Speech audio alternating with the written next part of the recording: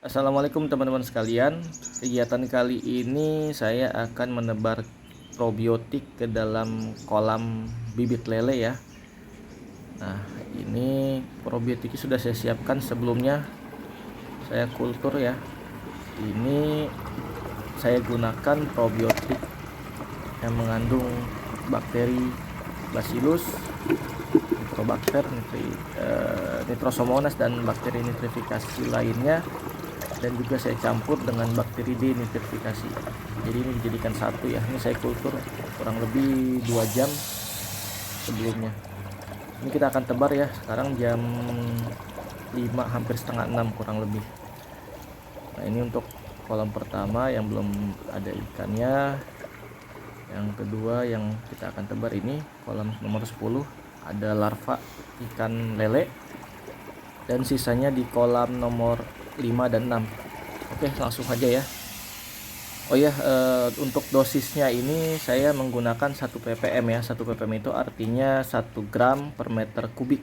Jadi total kolam yang akan kita berikan diameter 3, ada 4 kolam ya. Namun 3 airnya nggak nyampe 1 meter. Jadi perkiraan kemarin saya timbang itu di 25 gram. Nah, ini langsung aja kita tebar merata ya. Tebar merata.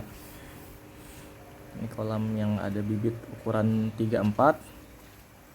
Kemudian kita tebar lagi 1 gayung kurang lebih untuk 1 kolam. Ini persiapan untuk penebaran bibit lagi ukuran 2-3 ya. Jadi dosisnya tadi kurang lebih 1 ppm 1 gram per meter kubik.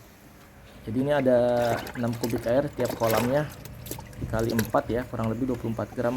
Saya sih nimbangnya tadi sekitar 25 gram ya, kurang lebih 25 gram sampai 30 gram. Jadi dosisnya kurang lebih 1 ppm lebih. Nah, ini kolam selanjutnya. Ini ada bibit ukuran 45. Kita tebar juga sebanyak kurang lebih 1 gayung ya. Jadi kenapa probiotik itu saya kultur dulu atau saya aktivasi dulu ya? Karena probiotik yang saya gunakan di sini menggunakan probiotik yang berbentuk bubuk. Jadi artinya probiotik yang berbentuk bubuk ini dalam kondisi dorman atau kondisi tertidur. Jadi lebih baik dikultur dulu selama minimal 30 menit, lebih bagus sih 12 sampai 24 jam ya. Jadi probiotiknya sudah aktif, bahkan dia bertambah banyak ya, membelah diri selnya. Ya, sehingga kita penggunaan probiotiknya lebih irit. Tapi kalau teman-teman ingin langsung digunakan, langsung diaplikasikan ke kolam sih nggak masalah ya, silakan saja.